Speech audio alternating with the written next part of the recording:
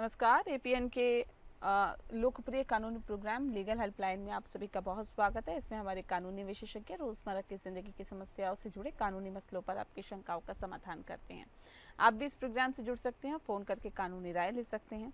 आज हम आपको वन जीवों से जुड़े हुए, उनके हितों से जुड़ी हुई कानूनी जानकारी देंगे और इस पर विस्तार से चर्चा करने के लिए और आपको कानूनी जानकारी देने के लिए हमारे साथ इस वक्त मौजूद है ऋषिपाल जी, जो कि सीनियर अधिवक्ता हैं और कानून के जानकार है। बहुत बहुत स्वागत है ऋषिपाल जी आपका।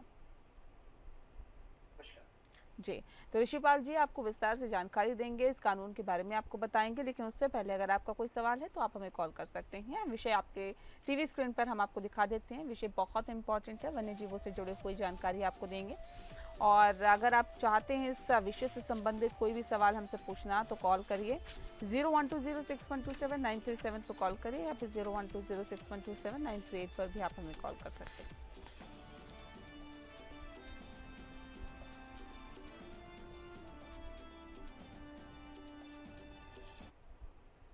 और चलिए, ऋषिपाल जी हमारे साथ लगातार बना हुआ है। सबसे पहला और महत्वपूर्ण सवाल यही sir, wild life protection act क्यों लाया गया था? क्या वजह इसके पीछे थी? क्या इसका उद्देश्य था? मोटिव क्या था? देखिए, वाइल्ड लाइफ का जो प्रोटेक्शन है और वाइल्ड लाइफ की जो इम्पोर्टेंस है वो हमारे अपने अस्तित्व के लिए भी, जैसे हम जानते हैं, हम फूड चेन की बात करते हैं, हम साइंस की बात करते हैं, तो सारी साइंस में सारी फूड चेन की हम बात करते हैं, तो उस सारी हायरार्की के अंदर जो वाइल्ड लाइफ है वो उसकी इम्पोर्टेंस हमारे लिए, हमारे अस्तित्व के लिए उतनी ही इम्पोर्टेंट हो जाती है जितनी कि एक जो मानव है, मानव के अस्तित्व के लिए होता है। क्योंकि हम ये देखते हैं कि किस तरीके से जो कानून है, और विशेष तौर पे अगर हम बात करते हैं, जो वाइल्ड लाइफ की बात करते हैं, जो सबसे बड़ा जो उसमें विशेष बात है कि जो विविधता है, यानी कि जो डिफरेंट वाइल्ड लाइफ जो जीव हैं, जो जो हजारों लाखों करोड़ों की संख्या में, उस विविधता को कायम रखने के लिए इस स्पेशली वाइल्ड लाइफ एक्ट को लाया गया। क्योंकि अगर वो विविधता जो है, उस विविधता के चलते ही वाइल्ड लाइफ जो जीवन है वो जीवन बच सकता है। अगर कोई भी विशेष प्रजाति जो है वो, अगर मान लीजिए, ये जो एक्ट का लाने का पर्पज ये था कि वो जाति जो जो जीव कोई जीव है, अगर वो ऐसी स्थिति में है कि उसकी प्रजाति ही नष्ट होने की स्थिति में है, तो वो ऐसा नहीं कि केवल प्रजाति नष्ट होने से कोई बहुत समस्या है, वो एक पूरी फूड चेन है जो जो कहीं ना कहीं मानव समाज से जुड़ती है जी। और वो उस फूड चेन का, उस वन्य जो जीवन का हमारे जीवन में बहुत महत्वपूर्ण असर पड़ता है। और वो वन्य जीवन कहीं ना कहीं जो है हमारे अपने सामाजिक जीवन से और हमारे अपने अस्तित्व से जुड़ा हुआ होता है। इसलिए ये हमारी जो विशेष तौर पर हम बात करेंगे, जो वाइल्ड लाइफ जो एक्ट है जो 1972 है, उसके अलावा जो हमारा संविधान है, संविधान में भी विशेष प्रायोजन है।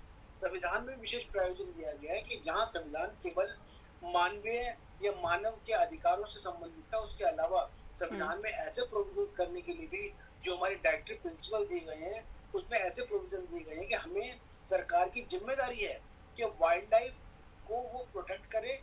ये ऐसा नहीं है कि हमारी खुद की जिम्मेदारी, सरकार के ऊपर कॉन्स्टिट्यूशन ने जिम्मेदारी डाली है कि वो ऐसे कानून बनाए जिसके अंदर वाइल्ड लाइफ को सुरक्षित किया जा सके। जैसे हम जानते हैं कि हम लगातार हम देखते हैं कि लगातार शहरीकरण हो रहा है।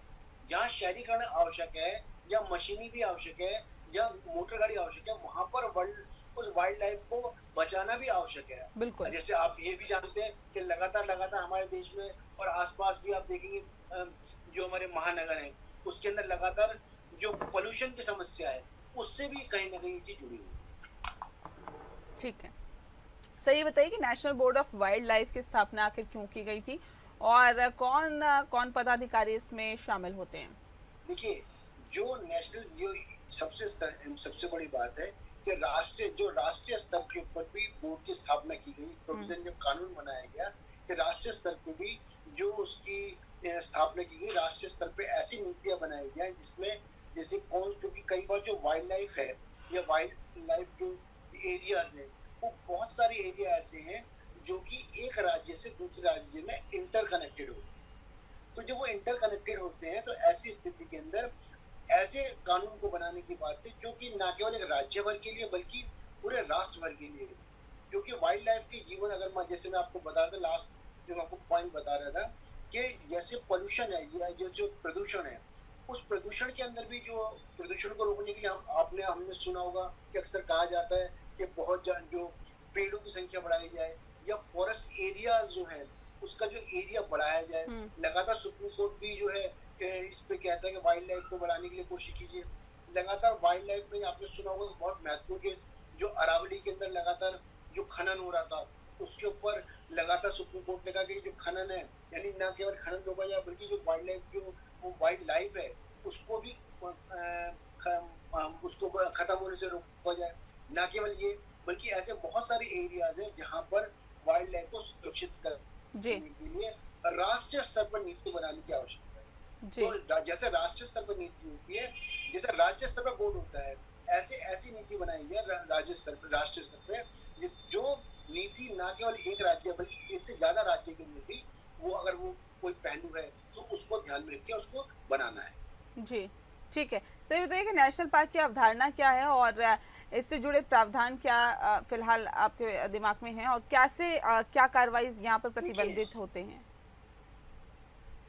नेशनल पार्क जो है, नेशनल पार्क अपने आप में ये अवधारणा ही एक बहुत इम्पोर्टेंट है। हाँ। कि क्योंकि एक निश्चित क्षेत्र जो होता है एक निश्चित क्षेत्र को नेशनल पार्क के रूप में जो है घोषित किया जाता है। अब क्योंकि वो पार्क है तो ऐसा नहीं कि उसके अंदर जो सामान्य नागरिक नहीं जा सकते, कुछ प्रतिबंधित जो शर्तें हैं उस शर्तों के हिसाब से नेशनल पार्क के अंदर जा सकते हैं वो। इसके अलावा बहुत सारी ऐसी प्रजातियां अगर सरकार को लगता है जो लुप्त होने के कगार पर है तो उन प्रजातियों को विशेष रूप से उनके जीवन को बचाने के लिए विशेष प्रावधान उस नेशनल पार्क के अंदर किए जाते हैं।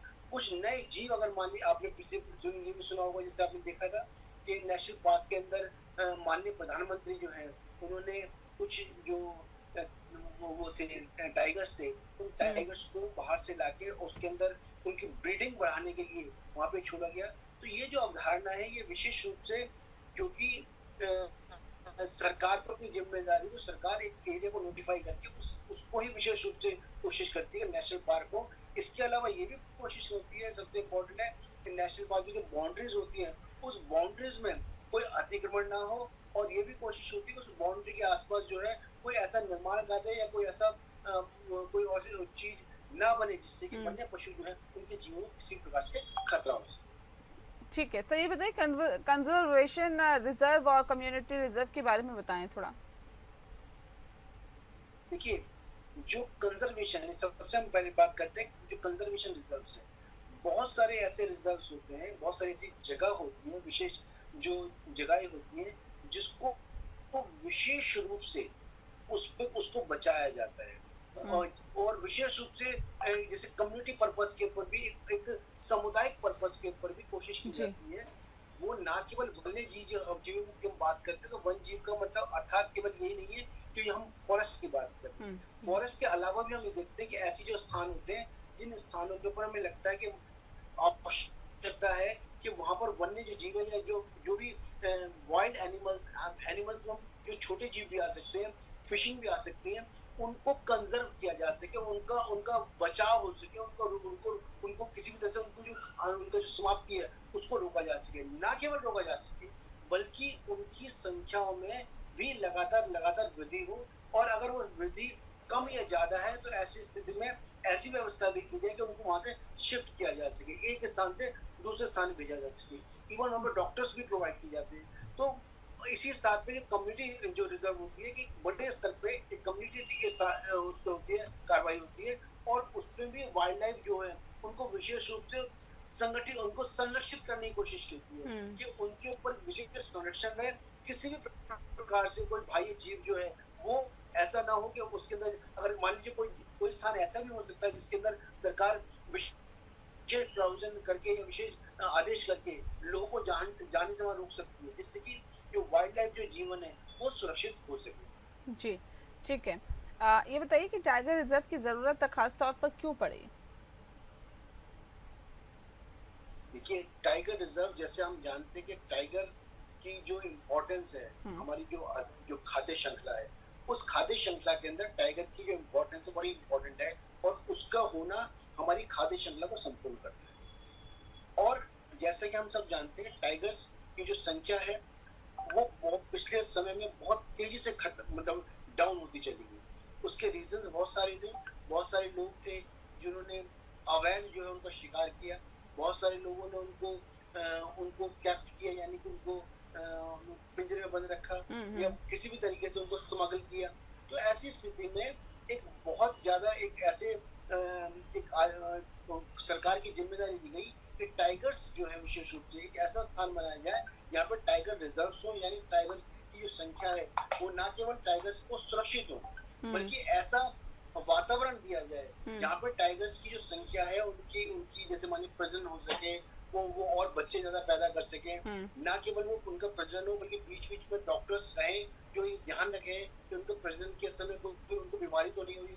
तो इस तरीके से जो टाइगर्स हैं उनकी संख्या को बढ़ाने की कोशिश करने की जाती है। तो बिल्कुल। उसको बढ़ाने के लिए एक विशेष स्थान को बनाया जाता है जो कि टाइगर्स को रहने के लिए एक अनुकूल स्थान है। और बिल्कुल। अगर वो उसके आसपास जो क्षेत्र है उसके अंदर जो आबादी है या आसपास कोई भी ऐसा हम्म।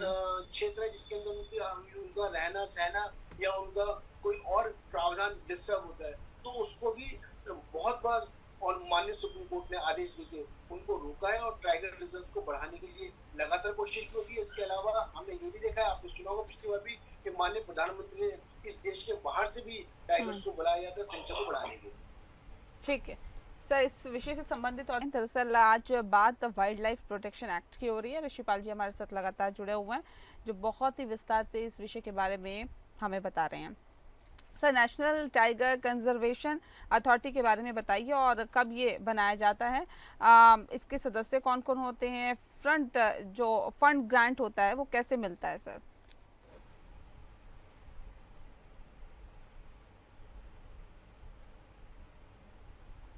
सर आपने म्यूट कर रखा है, अनम्यूट करिए प्लीज। विशेष तौर पे जो जी। बनाया गया संस्थान जो है ये सुप्रीम कोर्ट के ऑर्डर के बाद बनाया गया है। जब एक समय ऐसा आया हमारे देश के अंदर जब टाइगर की संख्या बहुत तेजी से जो है डाउन हुई थी, तो सबसे बाद जब 1972 में एक्ट लाया गया उसके बाद से लगातार ये प्रोविजन किया गया कि एक ऐसा फंड बनाया जाए जिसमें लगातार जो फंडिंग हो सके और टाइगर्स को बचाने के लिए लगातार फंडिंग हो सके। क्योंकि जब भी सरकार चेंज होती है कई बार ऐसा होता है कि आप देखते हैं कि पब्लिक है अपनी डिमांड कर सकते हैं लेकिन वन्य जीव डिमांड नहीं कर सकते। तो एक ऐसा रिजर्व बनाया जाए, एक ऐसा फंड जो ना केवल केंद्र सरकार से बल्कि राज्य सरकार से दोनों से फंड आए और उस फंड में जो उस क्षेत्र के जो टाइगर्स हैं उनको संरक्षित किया जा सके। और ना केवल संरक्षित किया जा सके बल्कि इम्पोर्टेंट इसमें ये है कि उनके प्रजनन से संबंधित जो भी समस्या है उनको विशेषज्ञ जो है उनके द्वारा उनको एक टीम नियुक्त हो और वो विशेषज्ञ ये देखें कि प्रजनन जो उनकी जो लगातार संख्या बढ़ना है उसमें कोई प्रॉब्लम तो नहीं आ रही। तो ये जो रिजर्व सेल और लगातार इसकी जो मॉनिटरिंग होती है मॉनिटरिंग कमेटी मॉनिटरिंग करती है। और जब भी ऐसी स्थिति में जो जो सुप्रीम कोर्ट के अंदर बहुत बार हम देखते हैं सुप्रीम कोर्ट में नेशनल ग्रीन ट्रिब्यूनल के अंदर इनसे संबंधित मामले जाते हैं तो उस मामले पे बहुत बार जो सुप्रीम कोर्ट है सुप्रीम कोर्ट का रुख भी जो होता है बहुत कड़ा रुख रहता है। और हमेशा सुप्रीम कोर्ट ने कोशिश करी है कि वाइल्ड लाइफ से संबंधित जितने भी केसेस होते हैं उनके अंदर जो राज्य सरकार के कर्मचारी है या उनके मान लीजिए सचिव हैं उनसे डायरेक्ट जो है उनके ऊपर जिम्मेदारी को तय हो सके और वाइल्ड लाइफ को बचाया जा सके। ठीक है सर, ये बताइए कि जानवरों पर शिकार कब, इसका क्या प्रावधान है, कब प्रतिबंधित होता है और कब इजाजत मिलती है? देखिए, एक तो जानवरों के ऊपर जो जो जानवरों की जो शिकायत है और ये जानवरों के शिकार से संबंधित जो शिकायत है वो अनुसूची के हिसाब से जो जानवर प्रतिबंधित जानवर है जिन जानवरों की किसी भी तरीके से शिकार नहीं किया जा सकता उनकी अगर किसी भी तरीके उसका वायलेशन होता है तो उस वायलेशन को करने के लिए एक तो जो संबंधित वन्य अधिकारी होता है वन्य अधिकारी के पास भी डायरेक्ट शिकायत उसकी की जा सकती है। इसके अलावा जो संबंधित पुलिस स्टेशन जो होता है वहां पर भी जो ये क्योंकि ये मामले जो आईपीसी द्वारा जो पहले आईपीसी के प्रोविजंस भी इसमें वो लगते हैं और उससे पहले जो प्रोविजंस है उनमें क्योंकि उसके अंदर सजा का प्रोविजंस है तो जो कंसर्न पुलिस स्टेशन होता है पुलिस स्टेशन के अंदर भी जो है शिकायत की जा सकती है। लेकिन वो उसकी जो जिम्मेदारी होती है वन्य अधिकारी जो होता है वो विशेष रूप से वो ध्यान रखता है कि संरक्षण कैसे किया जा सके और अगर उसको शिकायत की जाती है तो उसकी जो शक्तियां होती हैं वो सामान्य जो पुलिस अधिकारी हैं उससे ज्यादा होती है और उसका जो रैंक होता है रैंक भी अपने आप में एक बड़ा रैंक होता है। तो ऐसी स्थिति में अगर कोई भी शिकार से संबंधित या उनकी कोई जी। भी शिकायत होती है उनकी उनके शिकार से संबंधित हो गया, या मान लीजिए उनको और उनके हैबिटेट जो है उनको डिस्ट्रॉय करने से संबंधित होती है, या ऐसी कोई शिकायत मिलती है कि उनका जो क्षेत्र है उसमें अतिक्रमण हो रहा है, तो ऐसी स्थिति में जो फॉरेस्ट ऑफिसर होता है, जो वन अधिकारी होता है, उसकी विशेष शक्तियां होती हैं। उन विशेष शक्तियों के प्रति वो न केवल वो केस दर्ज कर सकता है, बल्कि उसको गिरफ्तार करने का भी अधिकार होता है। जी। खास प्रजाति के पेड़ पौधों के संरक्षण के लिए क्या कानून है और क्या कानून कहता है? देखिए, जैसे हमने बताया कि जैसे वन जीव जो है, जैसे बहुत सारे वन्य जीव जो होते हैं, वन्य जीवों को बचाना हमारी ज़िम्मेदारी है, और वन्य जीवों की विविधता को बचाना हमारी ज़िम्मेदारी है। हुँ, उसी क्रम में हम बात करते हैं कि जैसे पेड़-पौधे होते हैं, जो पेड़-पौधे हैं उनकी विविधता जो है, उनकी विविधता भी हमारे लिए बहुत इम्पोर्टेंट है। इसके अलावा बहुत सारे ऐसे पेड़-पौधे होते हैं जो हुँ, जो अनुसूची में होते हैं, जिनका जिनको काटना जो है प्रतिबंधित होता है। जैसे हम बात करते हैं लाल चंदन की बात करते हैं, या इसके अलावा और बहुत सारे ऐसी चीजें होती हैं जिसको सरकार जो है अगर मूल्यवान होने पर, या उनकी जो संख्या कम होने पर, उनको संरक्षित करने के लिए जो है सरकार ऐसे नियम पास करती है कि उनको उनका संरक्षण किया जा सके, और उनका और दोबारा से वो उपज सके। या मान लीजिए जो पेड़ हैं, जैसे जो ट्रीज होते हैं उनको काटना जो होता है वो प्रतिबंधित होता है, जब तक कि जो डिस्ट्रिक्ट कलेक्टर जो है जब तक परमिशन नहीं दे देता, तब तक वो पेड़ नहीं काटे जा सकते। तो इसी प्रकार से जैसे वन्य जीवन का ख्याल रखा जाता है, ऐसे ही जो पौधे हैं उनकी विविधता, उनका संरक्षण, उनका उपाय, उनका वर्धन, सब पे ध्यान रखा जाता है। जी, ठीक है। अ, ये भी बताइए सर कि ज़ू या चिड़ियाघर बनाने में क्या कुछ इसके प्रावधान होते हैं? इससे जुड़े प्रावधान पे थोड़ा-सा प्रकाश डालें।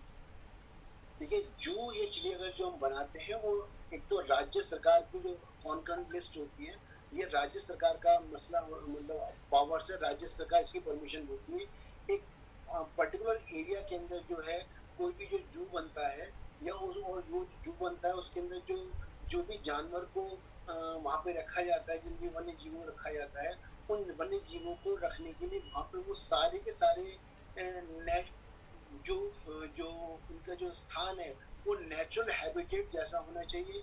जैसे वहाँ का टेम्परेचर है, जैसे जो भी वन्य जीव रखा जा रहा है वो हुँ, उस टेम्परेचर में, फॉर एग्जांपल हम लेते हैं, जैसे हम बात करते हैं भालू की बात करते हैं, तो ये जो कि ठंडे प्रदेश में रहने वाले होते हैं, तो ऐसे जीवों को किसी भी ऐसे जू के अंदर या चिड़ियाघर के अंदर नहीं रखा जा सकता जहाँ हुँ, पर उनके उसके लायक टेम्परेचर नहीं है। या मान लीजिए कोई घड़ियाल या ऐसे संबंधित कोई जीव है, उनको उसी स्थान पे रखा जा सकता है जहाँ पे पानी की व्यवस्था है। जी, इसी प्रकार से जितने भी जीव होते हैं उनको विशेष वो वही जो उनका भौतिक वातावरण होता है, अगर वो भौतिक वातावरण देने की क्षमता वहाँ पर है, तभी उन जीवों को, उन जो अनुसूचित हैं, उनको उसमें रखा जा सकता है। और अगर वो ऐसी स्थिति में कोई वायलेशन होता है, तो राज्य सरकार को ये अधिकार होता है कि वो जू के जो कर्मचारी हैं, उनके अगेंस्ट में कार्रवाई कर सकते हैं। जी।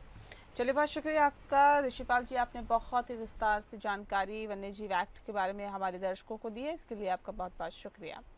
इसी के साथ लीगल हेल्पलाइन में फ़िलहाल के लिए इतना ही, मुझे दीजिए इजाज़त, नमस्कार।